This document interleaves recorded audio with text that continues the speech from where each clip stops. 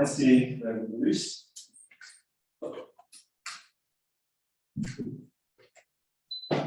Bon, ce matin, on va passer un petit moment ensemble. Nous avons étudié la parole de Dieu. Nous allons découvrir les Écritures tous ensemble. Je vais faire de mon mieux à travers les Écritures pour toucher à des questions qui sont d'actualité. Donc, généralement, vous connaissez mon style. J'aime parler des choses concrètes dans la vraie vie comme nous chrétiens, parce qu'on vit dans cette terre, on vit sur cette terre. Nous sommes confrontés à toutes sortes de réalités. Et comment nous, chrétiens, devons nous comporter face à ces réalités qui peuvent tous nous affecter un jour.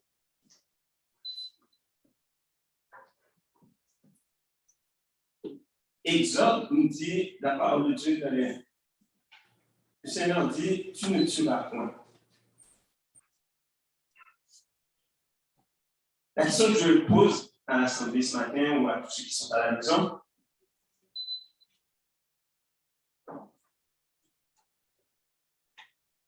est-ce que la légitime défense,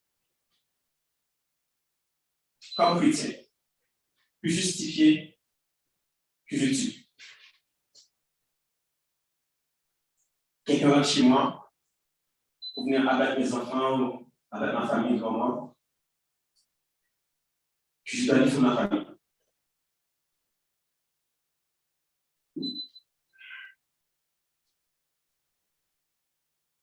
Et la seule façon pour protéger ma famille, malheureusement, c'est de limiter les dégâts.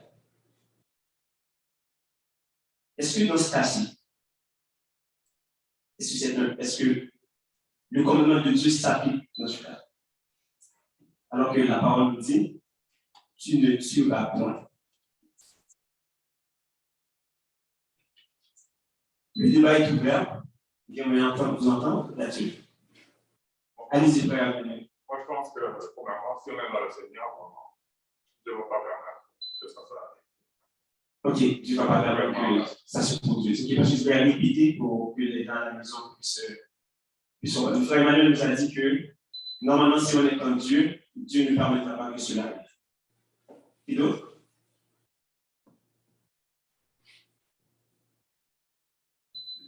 C'est une belle question, hein?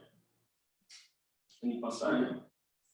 Et Dieu ne dit pas tuer. Alors, avec des choses terribles, c'est mieux de penser.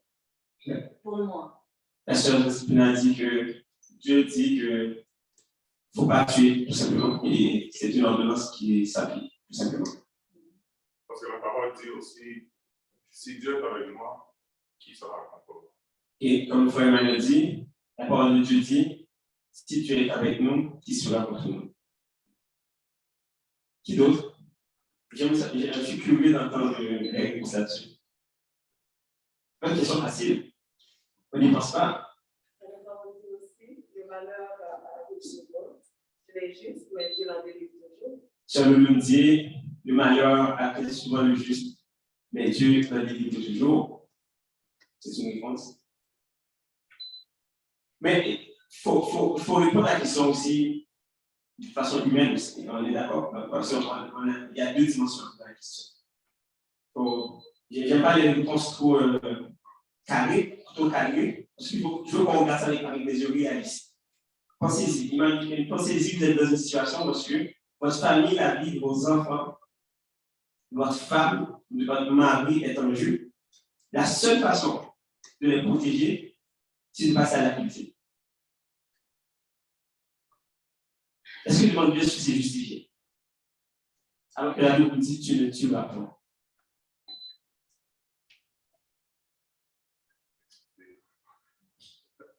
C'est une difficile sur Mylène. Est-ce qu'on ne peut pas se défendre sans tuer pour autant? La sœur Mylène peut poser une belle question. Est-ce qu'on ne peut pas se défendre sans tuer pour autant? C'est une belle question, sœur Mylène. C'est une belle question. Parce que notre instinct naturel, c'est de se défendre, ça va être toujours comme oui. Oui, effectivement, comme le frère Mylène dit, notre instinct naturel, c'est de nous défendre, c'est de nous protéger. Effectivement, surtout si nos enfants sont en jeu. Des fois, on n'est même pas prêt à se défendre pour soi-même, mais quand il s'agit de nos enfants, on devient encore plus protecteur. C'est un instinct. Et sur Mylène?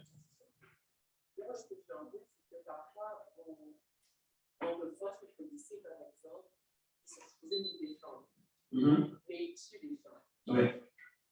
Et souvent, c'est ça le reproche qu'on a fait. On a dit, est-ce que vous n'aurez pas pu, exemple, une personne qui a un problème psychologique, vous défendre de cette personne-là sans le tuer?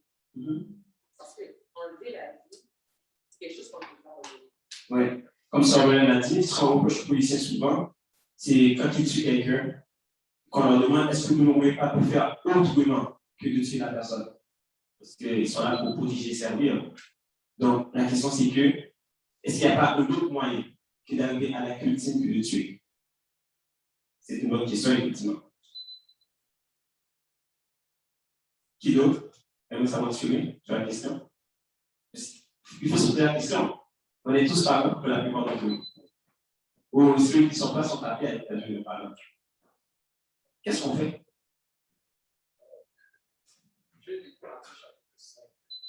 Matthieu chapitre 5, verset 21 et 22. Matthieu chapitre 5, 21 et 22. C'est ça? Je vais faire la lecture pour le Nicolas pour faciliter les gens qui sont à la maison. Matthieu chapitre 5.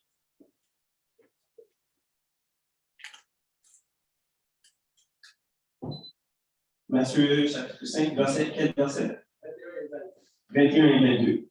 Je lis. Vous avez entendu qu'il a été dit aux anciens, tu ne tueras point. Celui qui tuera mérite d'être puni par les juges. Mais moi, je vous dis, quiconque se met en colère contre son frère mérite d'être puni par les juges. Que celui qui dira à son frère raca mérite d'être puni par le Sanhédrin.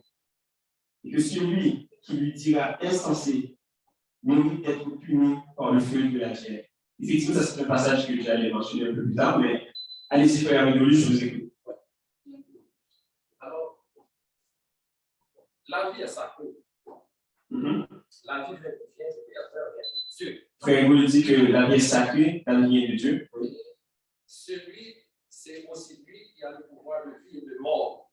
Effectivement, c'est Dieu qui a le pouvoir de vie et de mort. Je répète pour faciliter la transmission que j'en ai. Seul à avoir, je dirais, ce pouvoir. Dieu a le seul, est celui qui a le seul pouvoir pour faire ça. Mais cependant, nous avons vu depuis la création comment les gens, des personnes sont mortes en dehors d'être laissés. Dieu aurait voulu.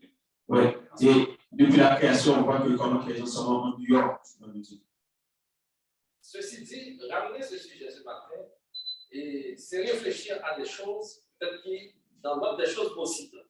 Mais cependant, et je ne vais pas dire qu'on ne devrait pas poser la question comme ça, parce que comme tu as dit, ça fait partie de notre quotidien. Tous les jours, on peut faire face à des situations difficiles, même si on ne peut pas prétendre l'avenir. Qu'est-ce qui va arriver? Avec quoi nous ferons face dans la vie? Mais cependant, je vais terminer pour dire que on peut faire face comme tous les autres croyants ou non-croyants à des situations extrêmement difficiles. On se trouve dans une situation, et ce sujet, on en a parlé déjà ici, un peu pas comme ça, où vous êtes père de famille, mari, vous êtes femme, épouse, et que vous avez votre maison. Vous êtes le premier à avoir donné de la sécurité à votre famille. Et que quelqu'un rentre chez vous, ou bien essayer de rentrer par effraction chez vous. Donc, soit vous faites du mal quelconque et qu'il est armé, vous-même, à l'intérieur, est-ce que vous devez rester les bras croisés en priant seulement à ce que Dieu fasse quelque chose? Je crois que ce n'est pas ça la bonne situation, ce n'est pas seulement ça la bonne attitude. Parce que de toute façon, il faut affronter le danger pour défendre sa famille. Oui. Ça, c'est clair. Mais cependant, comment le faire? Ça, c'est la question. Comment le faire? Quoi faire? Et je m'a posé une question dernièrement, au cours de la semaine dernière. Est-ce que ça m'arrive déjà de m'exposer à la mort pour défendre quelqu'un? Pour défendre quelqu'un. On peut s'exposer à la mort. Et même la Bible nous dit, il n'y a pas de plus grand. L'amour de donner sa vie pour son prochain. Donc, c'est-à-dire que vous pouvez affronter une difficulté et que là, vous vous exposez à la mort. Parce que c'est mieux vous-même de vous exposer et de mourir s'il le faut, que d'avoir dans la tête d'aller tuer l'autre. Cependant, on ne sait pas qu'est-ce qui va arriver. Peut-être en me défendant, ça peut arriver, mais jamais l'intention. Parce que le verset 22, c'est pourquoi j'ai pris ce texte. Jésus juge l'intention. L'intention. Ça veut dire que si dans la loi, en Exode 20, on condamnait ceux qui tuent, mais cependant Jésus dit, mais moi je vous dis, je suis allé au-delà. Donc celui qui pense même à faire du mal à quelqu'un, il mérite d'être jugé et même tomber dans la géhenne, l'enfer. Donc par conséquent, réfléchir l'idée, est-ce que je peux tuer, est-ce que je ne peux pas tuer? C'est catégoriquement non, je n'ai pas le droit d'ôter la vie à quiconque. Mais en face de la situation, je ne sais pas ce qui va arriver. On ne sait pas ce qui va arriver à la situation. Effectivement. Le principe de base est égal. On est d'accord? Tu ne tues pas. Il n'y a pas de discussion là-dessus. Mais maintenant, malheureusement, on fait partie du péché parmi nous. On est d'accord? Le péché là. Okay. Donc, dans un moment, on a des deux questions claires. La question maintenant, quelqu'un fait intrusion chez moi, met en danger la vie de ma famille, met ma vie, la vie de ma femme, tous les êtres que j'aime, le plus au monde. Est-ce que, dans le monde de me défendre, est-ce que j'ai le temps de développer une intention de Dieu ou du moins mon instinct, c'est de me protéger? Automatiquement, il peut me défendre. Parce que c'est ça, parce qu'il faut, ça va très vite, hein, ça va extrêmement vite. La prise de décision n'est plus dans la rationalité, on est dans les émotions, on est dans l'instinct de survie. Un être humain qui est dans un instinct de survie a-t-il le temps de se poser la question comment je me défends? Ou est-ce qu'il se défend? Et quand je me défends, n'importe quoi peut arriver, vous d'accord? Donc, bon, le débat pour ceux qui viennent d'arriver, c'est que la Bible dit tu ne tueras point. Quelqu'un rentre chez moi, fait une intrusion chez moi, vient pour assassiner ma famille, peu importe, il vient faire du mal à ma famille. Je dois défendre ma famille. Il s'arrive que je dois stopper la scène. C'est pour que je l'arrête ou du moins si tu ma famille. Et la Bible dit tu ne tueras pas. On fait quoi? Pas une question facile. Toi, j'appelle parce que j'appelle avec quelque chose à dire. Je pense que normalement, pour chaque action qu'on fait, il y a un motif. Chaque action qu'on pose, on le fait pour une raison. Oui, chaque action qu'on pose, il y a un motif. Il y a un motif, il y a des raisons pour lesquelles on fait. Si le motif premier dans ma tête est de tuer le voleur, de ne pas tuer ma famille, je suis déjà dans le tort. Je n'essaie pas de l'arrêter. Ce qu'on doit faire, premièrement, c'est se remettre en Dieu et faire notre possible pour l'arrêter. Si dans de l'action, ça arrive que la personne meure, parce que c'est la seule chose que je devais faire, il a un couteau sous ma gorge, et la seule manière que je fais, c'est de pousser le couteau vers lui, il meurt. Malheureusement, c'est ce qui est arrivé. Mais premièrement, mon motif, c'est l'idée première, comme on a vu dans le passage que le frère a lu, l'idée première, c'est que c'est l'intention qui compte. C'est ce qu'on a dans notre cœur, c'est ce qu'on veut faire. Est-ce que je veux tuer le voleur pour le punir ou est-ce que je veux l'arrêter? C'est la première chose à penser. Donc, tout de là va découler le fait des actions qu'on va poser, pour quelles raisons ils sont faites. Parce que croire que le malheur n'arrive jamais au juste, c'est un peu utopique. Parce que des fois, le malheur va nous arriver, mais c'est une épreuve que Dieu nous met aussi. Donc, il faut pouvoir passer à travers cette épreuve-là, grandissant. Ouais. Et même quand on parle d'épreuve, est-ce que c'est Dieu qui envoie un assaillant dans chez quelqu'un qui est un chrétien? On s'entend. Dieu dit ne permettra pas que ça tente de la force. Mais ce n'est pas à cause de Dieu, ce n'est pas Dieu qui nous tente, ce n'est pas Dieu qui nous met à l'épreuve. Malheureusement, c'est la nature pécheresse de l'homme, la méchanceté du cœur de l'homme, qui fait que quelqu'un va être introduit chez moi avec le dessein de me tuer ou m'attaquer en famille. Ou tout simplement parce qu'il est là, parce qu'il veut voler, peu importe, par exemple, le motif va rentrer chez moi. Donc, ce n'est pas Dieu qui nous met à l'épreuve. On est d'accord là-dessus? C'est ça, il faut qu'on soit d'accord là-dessus. Là. D'accord. Bon, ok. La question, c'est que, effectivement, la Bible nous dit très clairement qu'il ne faut pas tuer. Jean chapitre 17, verset 2, nous dit selon que tu lui as donné pouvoir sur toute chair, afin qu'il accorde la vie éternelle à tous ceux que tu lui as donnés. En réalité, la seule personne qui a le pouvoir de vie et de mort, c'est Dieu. Parce que c'est lui qui en est le maître. C'est lui qui a institué en nous la vie. Tout être humain est créé à l'image de Dieu. Vous êtes d'accord là-dessus? C'est un principe. Tout être humain est créé à l'image de Dieu. Et le principe fondamental aussi, dans toute foi aussi, c'est que tu aimeras ton prochain comme toi-même. C'est que, oui, il va arriver des cas de détresse psychologique, parce que la personne a des problèmes mentaux, peu importe, qui va l'amener à se suicider. Mais l'être humain, dans sa proportion naturelle, ce n'est pas de se tuer. L'être humain, c'est de survivre. Ça, c'est l'instinct qui est dans nous. On est d'accord? Donc, si je tue mon prochain, c'est comme si je me tue aussi moi-même aussi. Parce que tu aimeras ton prochain comme toi-même.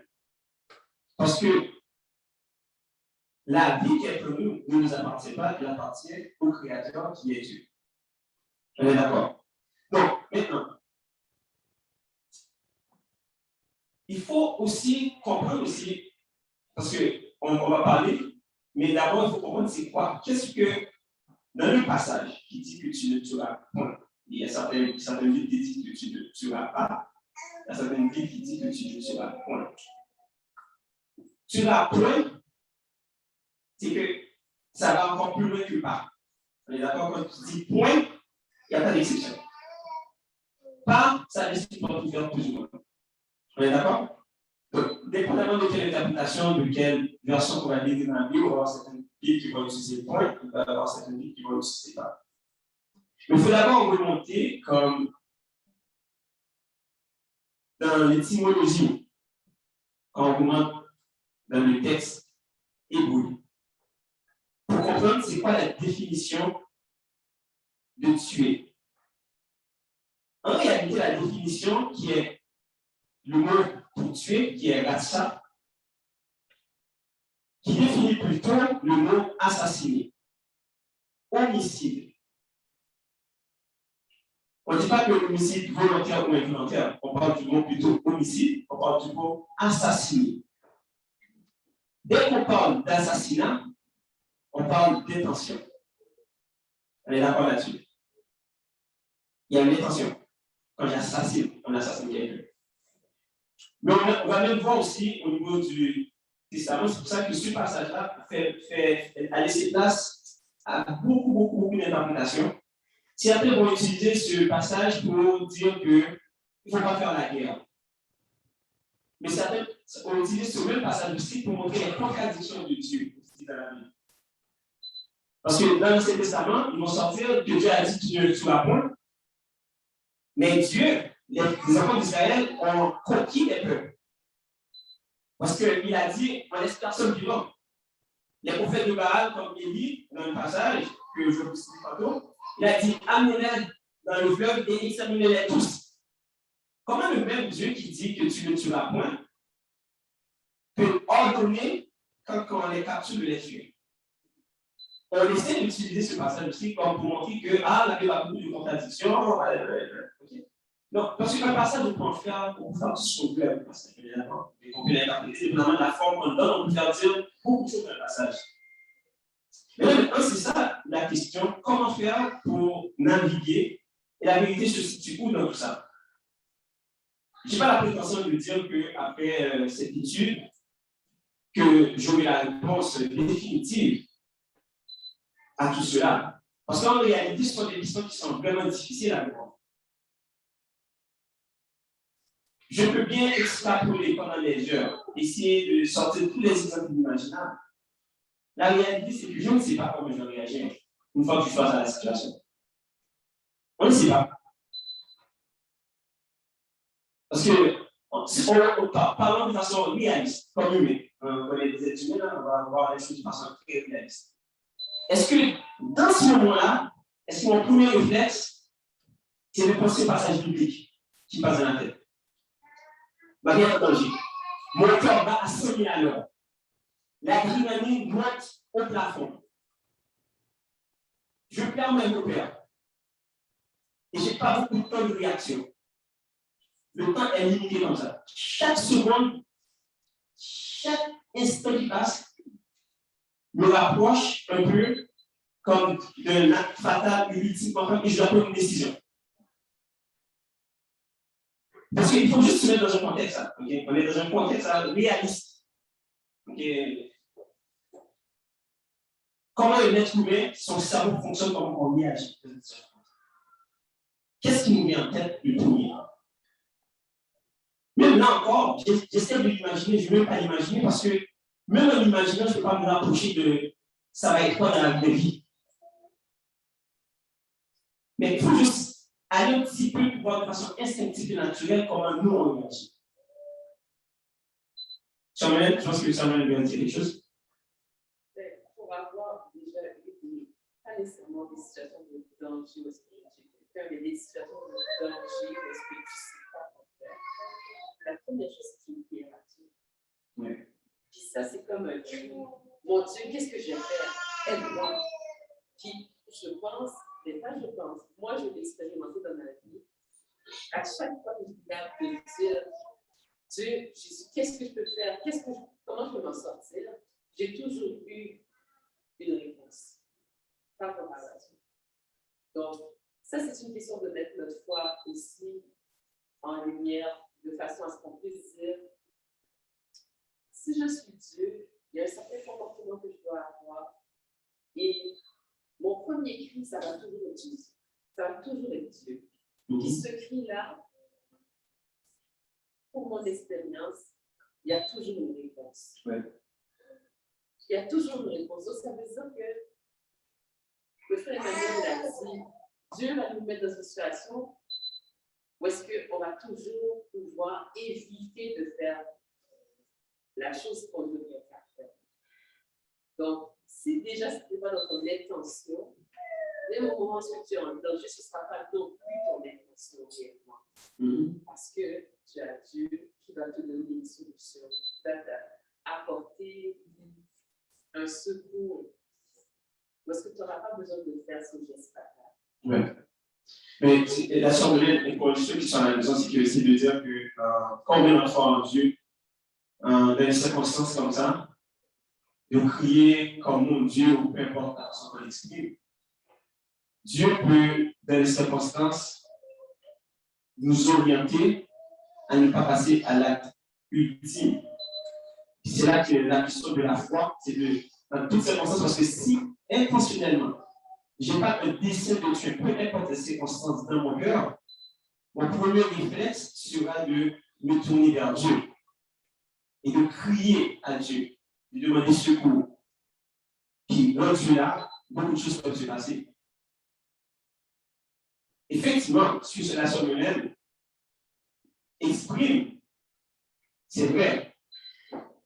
Notre premier réflexe en toutes circonstances, c'est d'avoir la foi en Dieu, de nous en remettre à lui. Ça devrait être notre premier réflexe comme chrétien.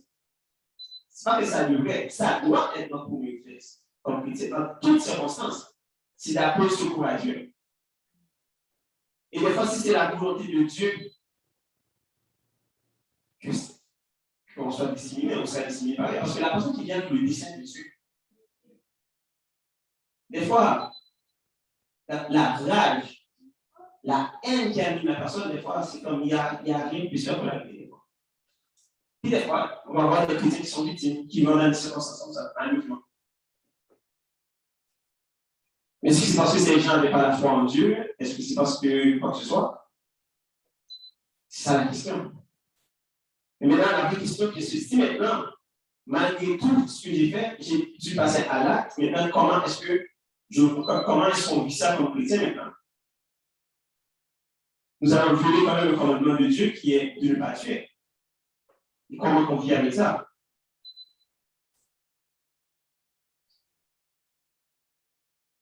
La réponse n'est pas facile. La réponse n'est pas facile. Et j'aurais beau citer tous les passages de la Bible pour l'exprimer. Il reste le fait que, arrivé à cet acte ultime, une fois que on en avait parlé tout à l'heure, c'est que quels sont les autres moyens que je pourrais utiliser pour ne pas arriver à cet acte ultime? Il y a la fuite, je peux courir.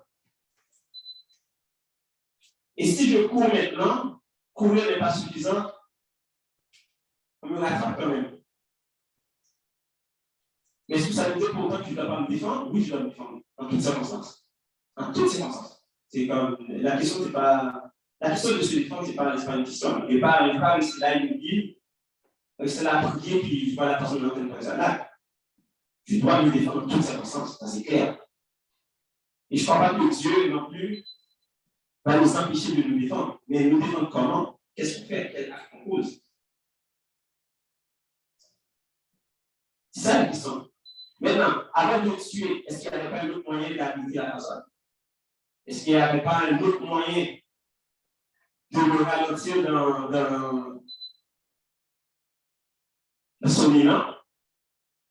Ce sont toutes ces questions, des belles questions qu'on se pose.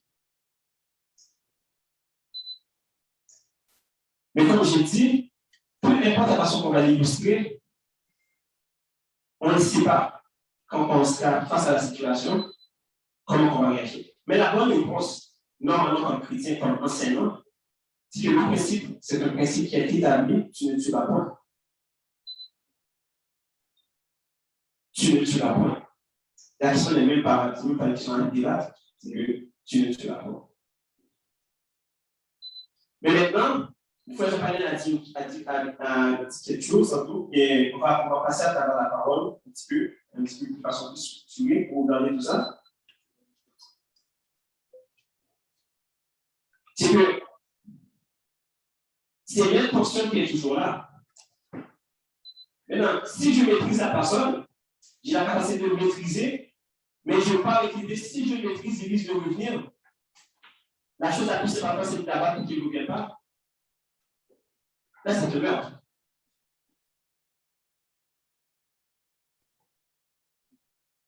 Si j'aurais pu l'assommer, j'ai la possibilité de l'assommer. Et maintenant que j'avais cette opportunité, je n'ai pas utilisé cette opportunité d'assommer.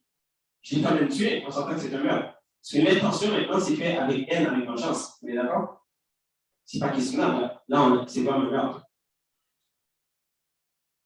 Et si on regarde la question de la définition de l'homicide, même selon les lois humaines, la légitime défense n'est pas justifiée dans tous les cas.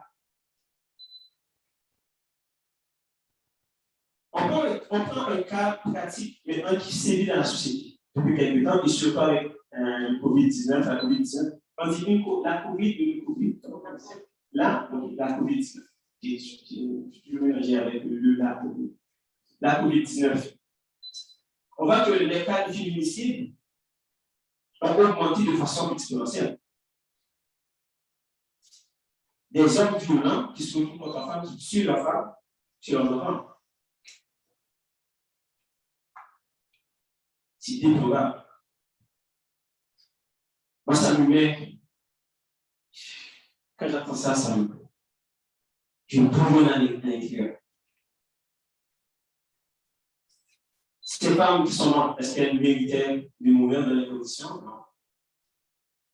Mais je suis pratiquement convaincu que parmi ces femmes-là, il y en a qui sont chrétiennes. Fort à parier. Maintenant, une femme qui vit la violence conjugale dans la maison, et son mari est sur le point est en train de l'étrangler, et deux mains sur le point est en train de l'accuser pour la tuer. Est-ce qu'elle reste là, le laisser l'assassiner, le laisser tuer, ou elle va se débattre de toutes ses forces pour sortir les griffes de son assaillant?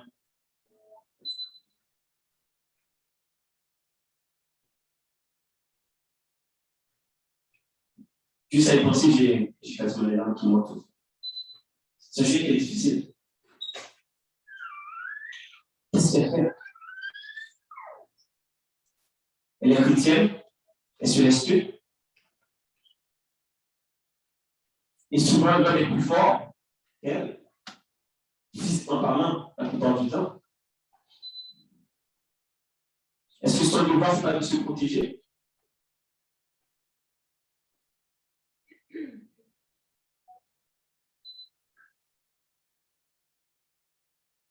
Son instinct premier, ce n'est pas de se protéger, ce n'est pas de rester en vie.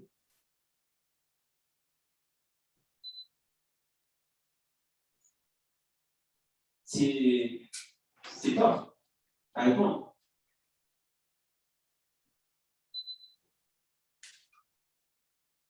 Et j'ai eu à lire, j'ai lu un prédicateur qui parlait de ce sujet-là.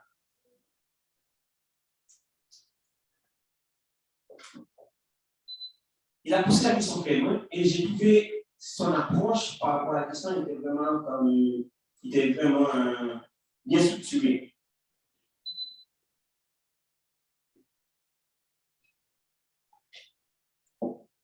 Et je vais vous partager un petit peu qu'est-ce que j'ai retenu de cette approche-là.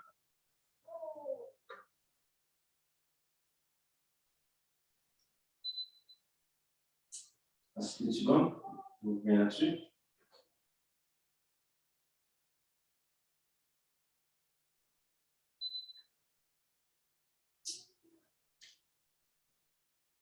Il avait pris la question sur l'angle d'une femme qui se fait attaquer pour se faire violer.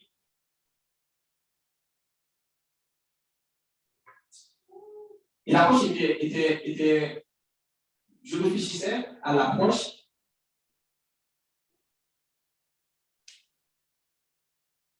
C'est quoi la réaction d'une femme qui se fait attaquer? Que bien souvent on entend ça, la personne est intelligente, la personne vient avec le dessin de violer la femme, peu importe. Qu'est-ce qu'elle fait? Est-ce qu'elle reste là et dit je l'espère au moins dans le laisser aller? Ou est-ce que tu te défends?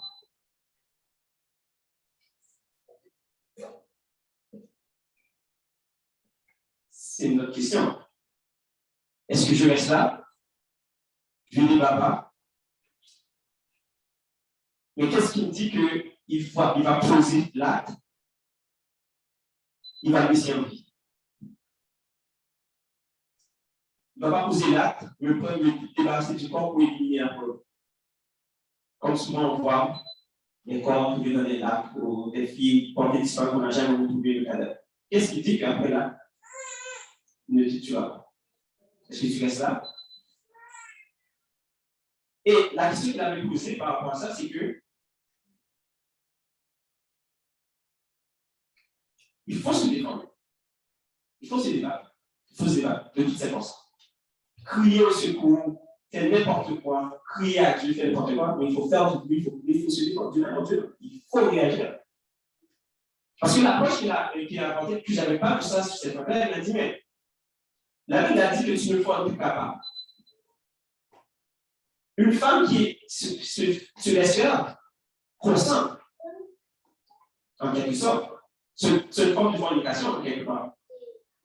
Et je vais même vous citer des passages, parce que dans l'Ancien Testament, parce que la Bible disait ça avant. Parce que si la femme ne se débattait pas, par exemple, une femme qui était vierge avant de se marier, puis peu importe, qui s'est fait abuser, qu'elle ne se débattait pas, elle n'a pas crié à l'aide, les deux étaient arrêtés. Parce qu'il y avait un acte de consentement quelque part. Puis c'est vrai, il y a un consentement. C'est que je dis, je choisis la vie, je ne me débat pas, je me laisse faire. À quelque part, il y a une forme de consentement quelque part. C'est une fornication. Mais si je me débat, je fais tout ce qu'il fallait. J'ai trouvé une roche par terre, je suis désolé. Mais mon seul essai, c'est de prendre la roche qui cognait la tête de me frapper. Malheureusement, ça a frappé à des temps qui tombe, il meurt. Dans ce cas-ci, est-ce que c'est considéré comme un meurtre? Vraiment. Puis je pense qu'attends, il y avait quelqu'un qui avait levé la main tantôt. Donc, il fait Daniel qui a fait ça. Oui, Daniel. Bon, vraiment, moi,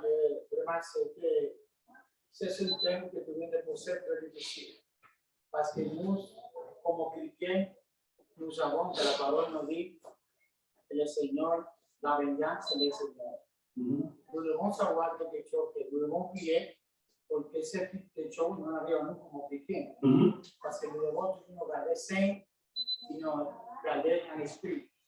Si nous regardons dans la parole de Dieu, dans le cas d'Esteban, diácono de l'Église, opprimé, y aussi serviteur de Dieu, como Esteban était meurtrier. Y la seule chose que Esteban dit, Seigneur, no le compte ese péché al monde que solo tú non, perdónele. Simplement, c'était une parole tellement édifiante pour nous. Mais la question que tu dis que nous devons se défendre comme chrétiens, nous devons, en vez de dire ça, nous devons prier que ces choses nous arrivent parce que nous savons que notre guerre, notre bataille n'est pas la chair, sinon contre l'esprit. Je connais une histoire de vrai d'un prédicateur qui s'appelle Gigi Ávila. Peut-être que quelqu'un d'ici peut le connaître, qui était vraiment un prédicateur. Et un homme était assassiné, sa fille.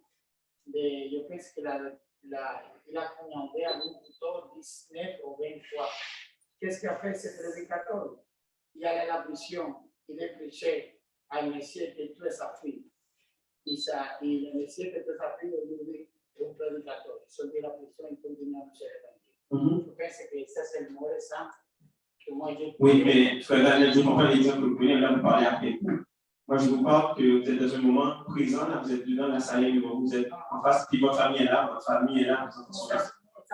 Est-ce que vous allez laisser là, ils vont croiser seulement à prier? Non, ça c'est okay. Ça, c'est la même chose. Ça, c'est meurtrier. Oui, mais je comprends. J'ai d'autres exemples aussi. J'ai vu des gens qui ont connu, qui ont tué leurs enfants, leurs femmes, qui ces gens, c'est la paix. Nous devons, comme chrétiens, se garder.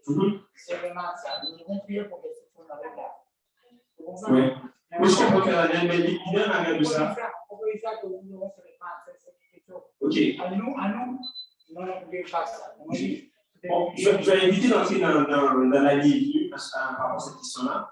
Mais la question n'était pas là, qu'est-ce qu'on fait dans cette situation. Oui, c'est vrai. Comme nous sommes prêts à les autres, on demande à Dieu de nous protéger. Mais je peux prier à Dieu de m'éviter de me protéger contre tout accident. Puis les chrétiens ont des accidents. Les chrétiens meurent, les chrétiens sont assassinés. Les chrétiens, toutes sortes de choses arrivent aussi aux chrétiens. C'est pas ça la question. Oui, c'est vrai, on doit demander à Dieu de nous protéger, on doit prier à Dieu. Mais c'est pas ça la question. Quand on est face à la situation, on fait quoi? Parce que moi j'aime quand on donne des réponses en absolu. On prend les passages bibliques, on les énumère et tout ça. C'est facile à dire ça. C'est pas ça la question. Là, on va mettre ça vraiment une dimension humaine. N'oubliez pas que comme chrétien, hein, on n'est pas des extraterrestres, on n'est pas dans un autre monde. Hein. On est dans ce monde. Nous sommes confrontés à tous les jours au même danger qui guette tout le monde. Les voleurs ne choisissent pas chez qui ils rentrent. Le voleur rentre ce qu'il veut. Quand il veut, si c'est toi qui le cibles, mais je suis désolé, il va se trouver une façon d'entrer chez toi. Le voleur, là, qui décide d'attaquer une femme ou peu importe, il ne sait pas si elle est chrétienne ou il ne sait pas si elle n'est pas chrétienne. Lui, il va subir son désir. Et malheureusement, ça donne que c'est une femme chrétienne, c'est sur toi que ça tombe. Tu fais quoi? Puis, ce sont des questions qu'on doit se poser. Ça ne veut pas dire pourtant qu'on a nécessairement la réponse, mais entamer la réflexion, penser que ça peut arriver, déjà là, c'est qu'on semble, on se donne des outils pour mieux faire face à des situations comme ça, même si on ne sait pas dans l'absolu comment on va réagir. Mais juste le fait d'y penser, juste le fait d'en parler, juste le fait de réfléchir comme on fait maintenant, la seule manière de dire quelque chose, la première chose, c'est de s'en remettre à Dieu, c'est de crier à Dieu, c'est de demander, de réclamer son aide. C'est ça notre attitude qu'on doit avoir comme chrétien. Mais le fait d'en parler, c'est déjà un début de réponse. Ça ne veut pas dire pourtant qu'à la fin de l'étude, on va avoir la réponse à ça. Ce sont des questions auxquelles on n'a pas nécessairement la réponse. On ne sait pas comment on va réagir. C'est pour ça que c'est important de parler de ces choses-là. Parce que souvent, je vois comme dans les églises, les gens ont peur d'aborder certains sujets. On veut rester de façon fantaisiste, on veut vivre le royaume de Dieu de façon fantaisiste. Mais non, on n'est pas dans le ciel là, on est sur la terre là. Les hommes, les êtres humains sont méchants. Il y a beaucoup de méchanceté dans le monde. Malheureusement, on n'est pas exempt de ça, on n'est pas là de ça. C'est encore il y a avant, et puis après ça, j'avais vu ça terminer. Ce que je voulais dire, c'est par rapport à l'exemple du viol qu'on avait pris pour la femme et sa réaction, je pense que ça peut arriver qu'une femme ne se débat pas pendant cet acte-là, mais je ne pense pas nécessairement que ça veut dire qu'elle consente. Oui, ça. Ça veut dire que peut-être dans ce moment-là, elle était paralysée ou elle avait peur ou quelque chose comme ça, mais je pense juste pas que elle consent si elle se débat. Oui, la soeur de apporte un point qui est très important. C'est une nuance importante dans cette soeur-là. Elle comprend que dans un cas de viol, que si la personne ne se débat pas, ça veut dire nécessairement que la personne ne doit pas. Parce que, je vais vous donner des exemples, il y a des phases psychologiques. L'être humain est complexe ensemble. Chaque être humain réagit différemment dans les circonstances, dépendamment de la circonstance. Moi, je vais vous donner un exemple. J'ai travaillé à la SAC, Société Automobile du Québec, comme étudiant. Il y a un braquage. Il y a des hommes armés, 5 hommes armés qui sont rentrés. Et je vous dis, ça va vite. Parce que les gens oublient, on oublie souvent que les actions, ça va très vite. C'est des milliers de secondes là, qu'on a pour réagir. Et on ne sait pas comment on réagit dans les circonstances. Vous savez? Moi, j'ai pris des petits cours d'autodéfense, je sais me défendre, je peux me défendre. Avant de tuer à l'acte, je sais quoi faire pour me protéger ou pour neutraliser la personne qui est en face de moi. J'ai appris, oui, j'ai été pour ça. Ok, parfait. Mais dans la seconde que les hommes sont entrés, ils sont entrés, parce que moi on va là-bas pour travailler. Hein? On se lève du matin, on pense qu'on va travailler, on va finir la journée, on va rentrer ce soir. Mais on ne pense jamais qu'il va y avoir quelqu'un qui va rentrer pour venir faire un hold-up. On ne pense pas à ces choses-là. La femme qui sort chez elle là pour aller travailler, elle ne pense pas qu'elle va venir travailler. Moi, j'ai déjà travaillé comme au centre-ville, dans un métro, en plein jour. Métro Atwater, je ne sais pas si vous connaissez le métro Atwater, il y a un coup.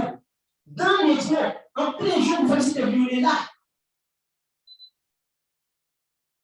Vous pensez qu'elle, après la pris le métro, elle sortait du métro en plein jour. Elle pensait qu'elle allait se faire violer. Il n'y a personne qui pense à ça. Pour donner raison à la sœur Gloria par rapport à ce qu'elle dit, c'est que les assaillants sont rentrés, ils ont dit freeze! Mais ils sont rentrés déjà braqués avec leur arme. Tout le monde était là, mais tout le monde était comme juste. Moi, je me rappelle là, c'est dans la garde de la caisse. Je suis là, je suis resté comme ça. Ils ont sauté sur tous les comptoirs. Ouvrez vos caisses, ouvrez vos caisses. Il y a des gens qui réagissaient. Je vous jure. Je vous assure plutôt. J'étais là, en arrière de la caisse comme ça. J'ai figé. Mais quand je vous dis j'ai figé, pendant un instant, c'est comme s'il y avait un voile. Le temps s'est arrêté, j'étais dans une autre espace.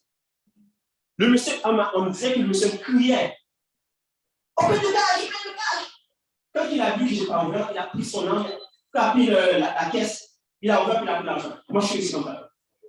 Immobile, j'étais figé, zéro réaction. Pour vous dire que, comment un être humain réagit, quand les assaillants sont partis, vous savez que ma première réaction, c'était quoi? C'était à Dorval, j'ai dit next. J'ai dit next. C'est comme si j'ai dit prochain client, next. Il y a un monsieur qui a une crise cardiaque par terre. Ma réaction à moi, c'est de dire next. Est-ce que vous comprenez? Les gens me voyaient comme j'étais froid, j'étais comme insensible, j'étais ci, j'étais ça. Mais pour vous dire très sincèrement, je ne sais même pas comment je me suis ressenti, je ne sais pas. La seule chose que j'étais figé pendant un instant, le temps s'est arrêté. C'est comme si là, il y avait une remote contrôle, on a fait pause. Et les gens sont repartis, ils ont fait play. Ma première réaction, c'était next. Mais pendant longtemps, je suis psychologue. J'étais comme psychologue. La nuit, le jour, je marchais, j'entendais une voix, quelque chose. Je paniquais là. C'est comme si je voyais quelqu'un, parce que c'est la première fois que je me suis fait braquer dans le dessus. On ne sait pas comment on réagit. Donc, la soeur Gloria a dit, l'être humain, on est complexe. On est vraiment complexe. La femme ne veut pas dire pourtant si elle se laisse faire. Des fois, elle est juste paralysée. Souvent, on va juger les femmes qui se combattent. On dit, mais comment une femme possible de se mariage comme ça? Comment vous pensez? Elle a juste à partir, elle a juste à quitter. C'est plus facile à dire à faire. Souvent, le conjoint contrôle la personne, même avant la personne est juste dans l'incapacité de partir. Tout simplement, elle est paralysée par la peur. C'est pas ça, non, pourquoi elle ne part pas? C'est elle qui veut. Ah, il est là-bas, mais elle décide de rester là. Non, elle décide de rester là. Elle décide de rester là. Waouh, quelle réponse facile à donner. C'est pour ça qu'on doit avoir ces débats comme chrétiens. On ne se dit pas, notre monde est complexe. Il y a des façons qu'on réagit dans une circonstance, puis le lendemain, dans une circonstance, on réagit totalement différemment, dépendamment des enjeux, dépendamment de plusieurs choses. Il y avait quelqu'un qui avait levé, il faut faire garder avant, puis après. Oui. Vous avez dit quelque chose qui m'a vraiment aidé. Moi, j'étais. Alors, ma femme avait été élevée dans l'église, déjà au courant. Mais jusqu'à présent, j'ai toujours des choses qui viennent dans ma tête. Je dis souvent, si j'étais là, quelle serait ma réaction? Quelquefois, il y a des choses qui viennent, pour moi, si j'étais là, ces gens-là, ils me tueraient au lieu que ma femme a percé par me projecter. Donc, c'est tout des pensées au jour et au jour. Mais moi, qu'est-ce que je fais qui est bon? Je dis, bon, je n'étais pas là, c'est parce que Dieu voulait que je sois là, c'est tout là.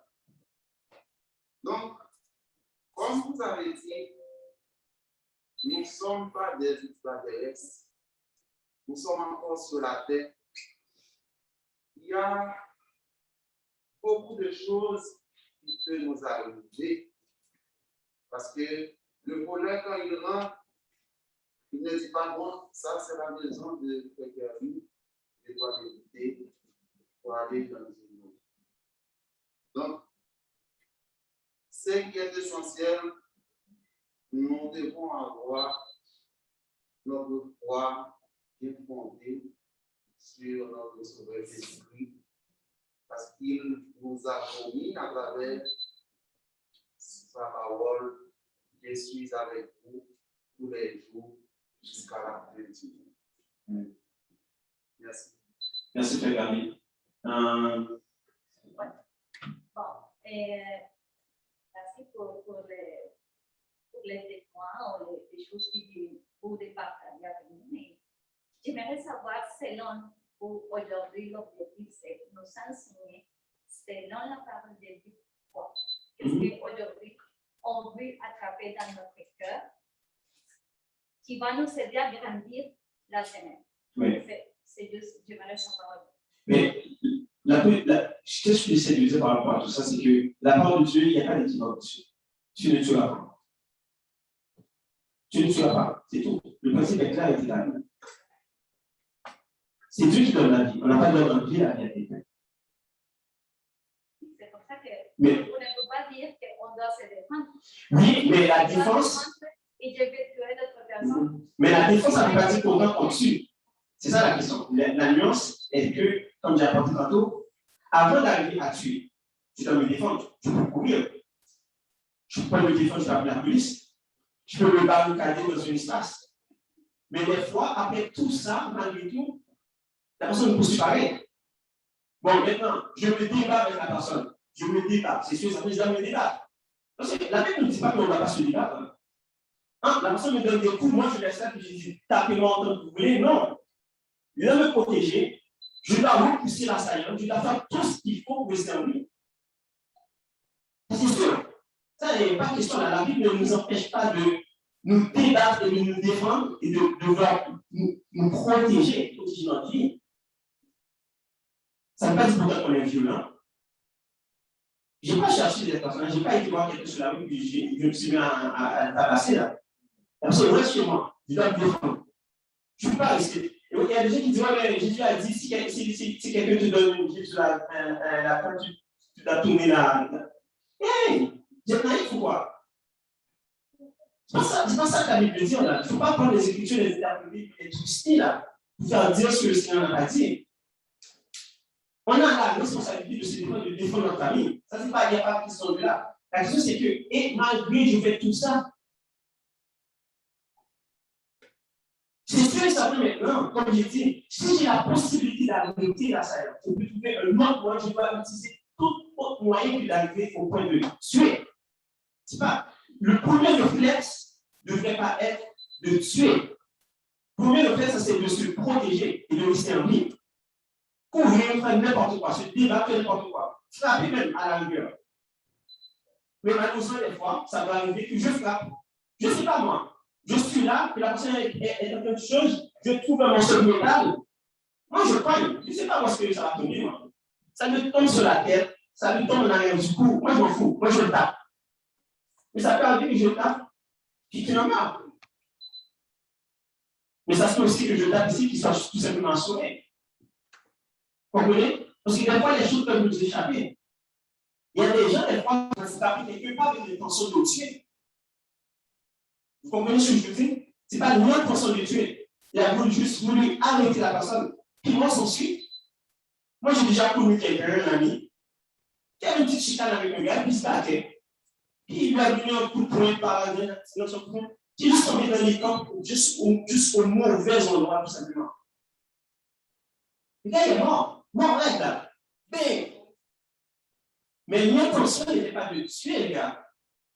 Vous comprenez ce que je veux dire? C'est ça la nuance. Ça peut arriver, ça va arriver. Ça peut arriver, je ne dis pas que ça va arriver, ça peut arriver.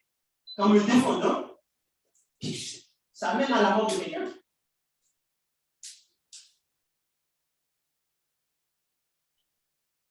Comment Dieu va avoir ça, je ne sais pas. Je ne suis pas Dieu. La chose que je sais, tu ne tueras pas. Et si ça devait arriver, je ne demande pardon à Dieu. Comment au dernier jour, Dieu va me juger, ni vous ni moi avec la vie. Et je dois me défendre.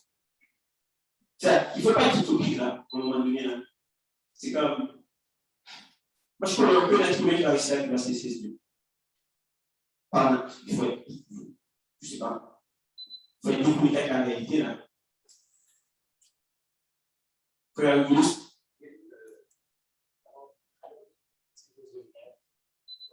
Oui. Sur vous, il y a déjà réagi. Je ne veux pas que ça passe dans l'opinion. Peut-être que tu l'as lâché. Le consentement, une femme qui se fait violer, ne pourrait être pris comme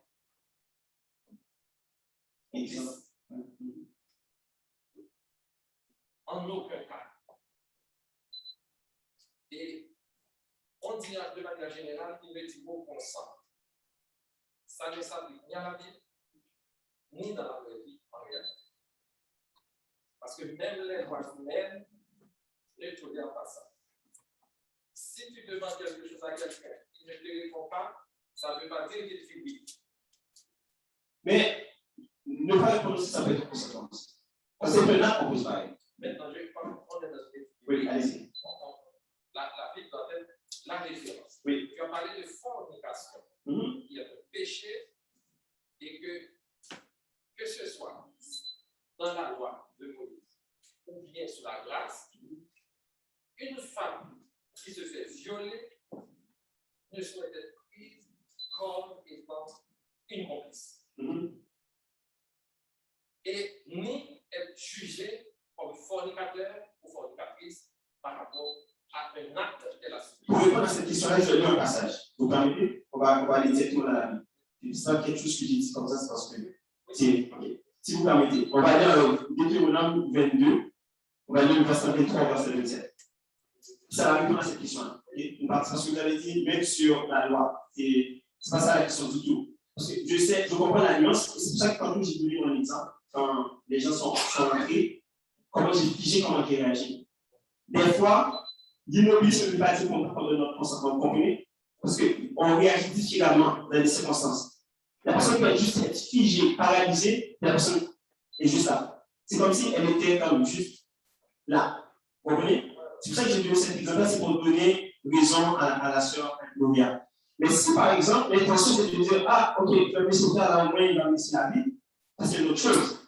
Ça c'est le choix qu'on a fait. Ok?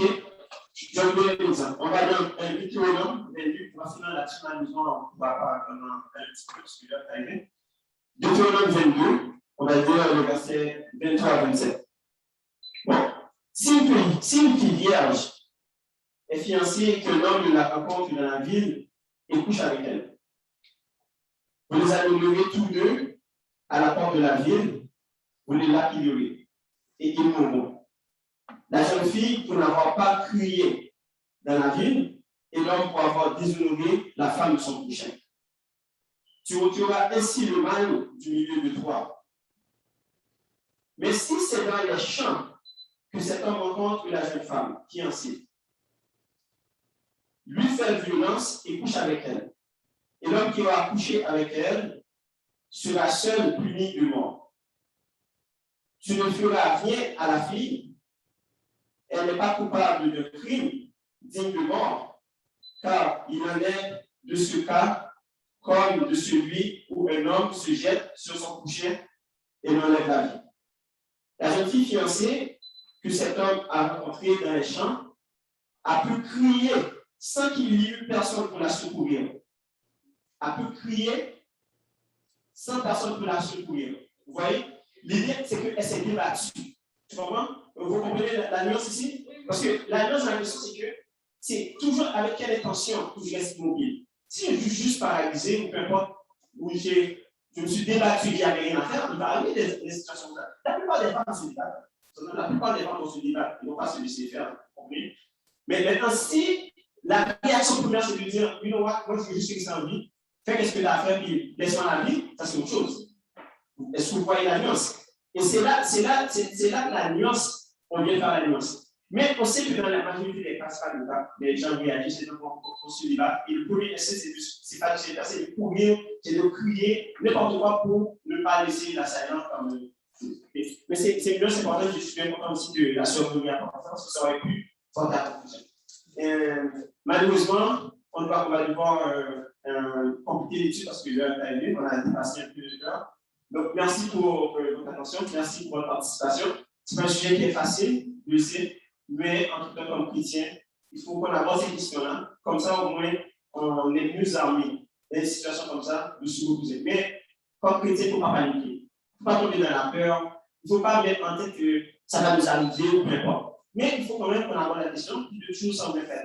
Prier, effectivement. Vous allez avec ça. Prier.